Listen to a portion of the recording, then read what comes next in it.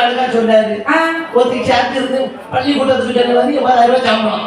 இவருக்கு சம்பளம் என்ன வச்சமா கொடுத்துருக்கேன். பேசாம யூஸ் பண்ணிட்டு இருக்கேன். அப்படின்னு வேவா பார்த்தாரு. எப்போ ஒரு குருவன் ஆரம்பிக்கும் வந்துருவான். எங்கேயாவது ஒரு இடத்துல இருந்து வசதியவரே பார்த்துட்டு இருந்தான்.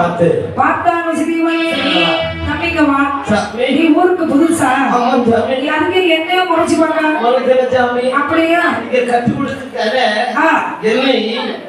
ஆச்சரியப்படுத்தேன். ரொம்ப நல்லது. ஒரு என்ன வேணும்? எனக்கு ஒண்ணு வேண்டாம். ஒரு 2 லட்சம் தான். கிளம்பு. சாவர வரைக்கும் வாழ்த்துகிறாரு. கிளம்பு கிளம்பு. குருதேவா என்னப்போ கதைகளை படிக்க வேண்டும் அவா உண்டு. அவளுக்கு இருக்கிற உனக்கு என்ன ஆசை? ஆசையா பாருப்பா. ஆசை மட்டும் இருந்தா போதாது. நான் சொல்லி தண்ணி படிக்கிறியா? ஐயோ என்னப்பா பாய் தரத்து சொல்லு.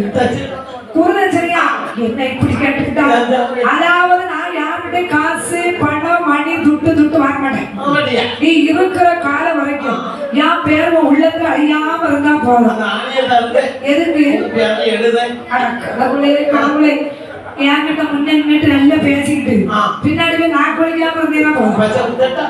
எங்க யாருக்கிடையும் புள்ள குத்திருந்தான். நான் குத்திருக்கணும்.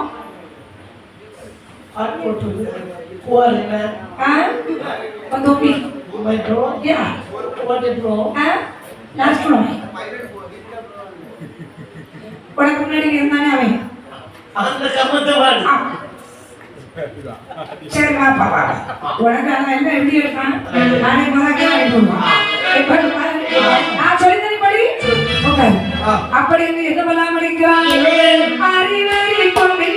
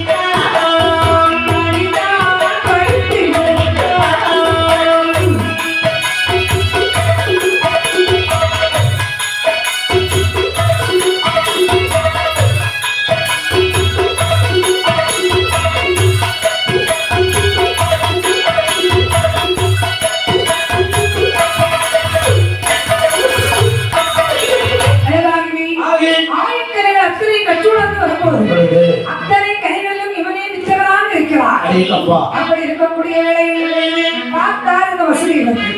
அதாவது எல்லா விஷயத்திலையும் முதல் மாணவனாக இருக்கிறான் கம்சன். அந்த நாட்டை பொறுத்தவரைக்கும் கம்சனுக்கு நிகர் கம்சன் தான். அப்படி இருக்கும்போது வடநாட்டில் இருந்து ஒரு மன்னன் படையெடுத்து வருகிறார். என்னெல்லாம் சொல்லி வர்றார்?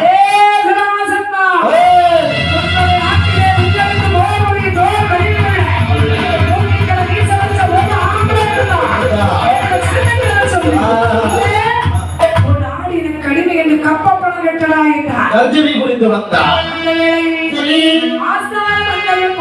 தோற்று விட்டார்கள். எதிரியோடு அரச மன்றம் இருக்கு. மந்திரி சொன்னாரு, எனக்கு ஒரு சின்ன யோசனை. உங்களுக்கு கல்யாண பருவத்தை 2 பிள்ளைங்க இருக்காங்க.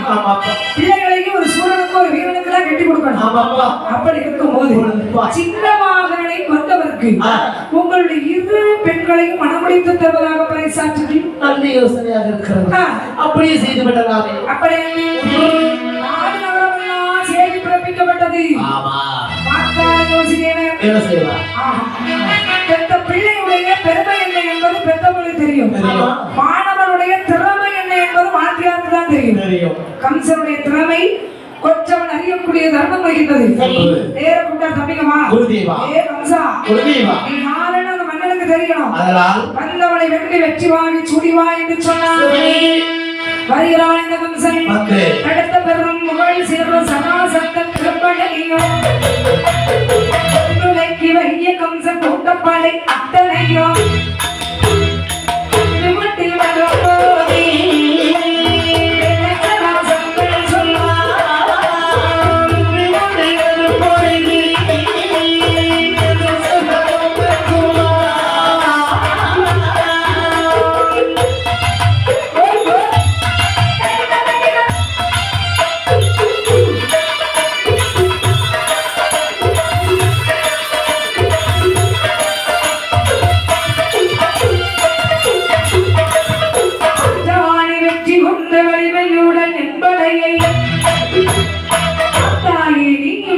காவல்லவாகும் தனக்கு அந்த ஊரு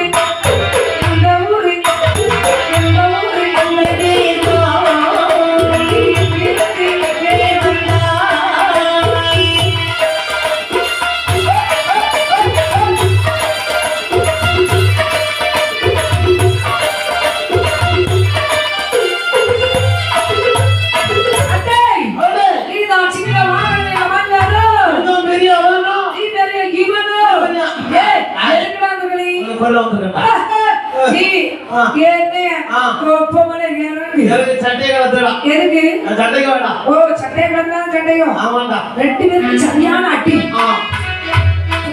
சொன்னா மல்யுத்தம் நடக்குது. கைக்கு கைக்கு பலம், காலுக்கு காலுக்கு பலம், சட்டை ஓடி வந்தான். சிங்க வாகனானே காலை முடித்தான். கதிர்களை போட்ட மாதிரி முதலிட்டு போயிட்டான். சிங்கமுகாசனம் விட்டது. ஆமா, அவன் பார்த்த மக்கள் எல்லாம் ஆரவாரத்தோடு வருகிறார்கள். மாமல்லனை கொண்ட மாவீரன் கம்சனாலே, மாவீரன் கம்சனாலே, மாவீரன் கம்சனாலே. அவ்வளவு நேரம் வாழ்கிறேன்னா நீ மட்டும் ஒழிக்கிறா? ரெண்டு பணம் கொண்டு போறான் என்னையா? அது ரெண்டாவது உள்ளது நான் பார்த்துட்டு இருந்தேன். ரெண்டாவது உள்ளது நீ பார்த்துட்டு இருந்தா பாப்பா முண்டோம். எதுக்கு வந்தவருக்கு ஒரு குத்து குத்தானா? ஆமா. ஆமா. குத்தி. குத்துவா. உனக்கு பொண்ணு கேட்டுவா. ஆமா. அப்படியா? இப்படியாவது வாழுதே நினைச்சியா? வெற்றி வாங்கி சூடி வந்த கம்சனை பார்த்தவன் நினைக்கிறான். எப்பெரிய ஒரு சாதனையை செய்தாய் என்று உனக்கு தெரியுமா? என் மக்களை உனக்கு மனமளித்து தருவானால் உன்னுடைய உரியது, உன்னுடைய உரியது தந்தை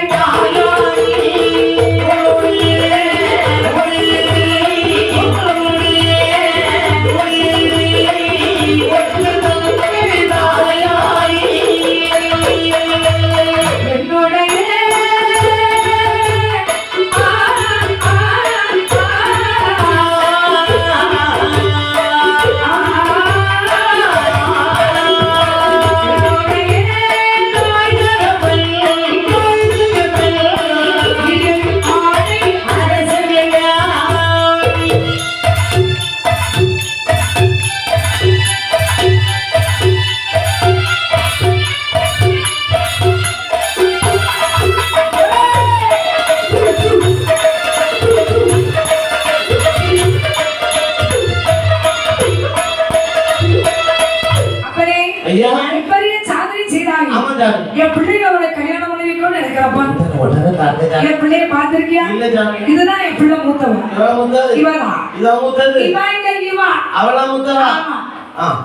அவ பேர் என்ன தெரியுமா? அஸ்தி. அசத்தி இல்ல செவடா, அஸ்தி.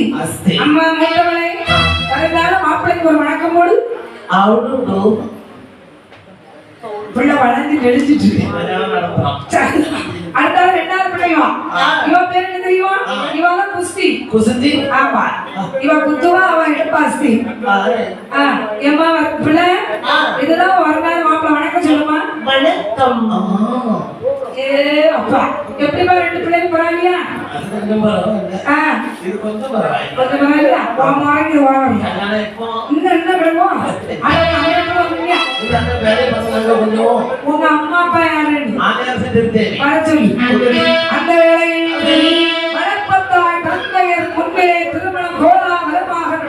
விட்டது. திருமணம் முடிந்த கையோடு சொன்ன நாளாலும் மதுராவுக்கு செல்லுமா என்று சொன்னா ஏன் தெரியுமா? ஆணையரசு பண்ணி கல்யாணம் எல்லாம் முடிஞ்சிட்டு பேசிட்டு இருக்கும்போது சொன்னாரு, ஐயா சராசந்தா, கம்சன் நான் பெற்ற பிள்ளை இல்லை, நான் வளர்த்த பிள்ளை. 57 தேசத்து ராஜாக்களுக்கும் சக்கரவர்த்தியாக வாழ்ந்து வருகிறானே மன்னவன் சமாஜன். அதாவது உக்கரச்சேரவனுடைய ஒரே புதல்வன் தான் இவன்.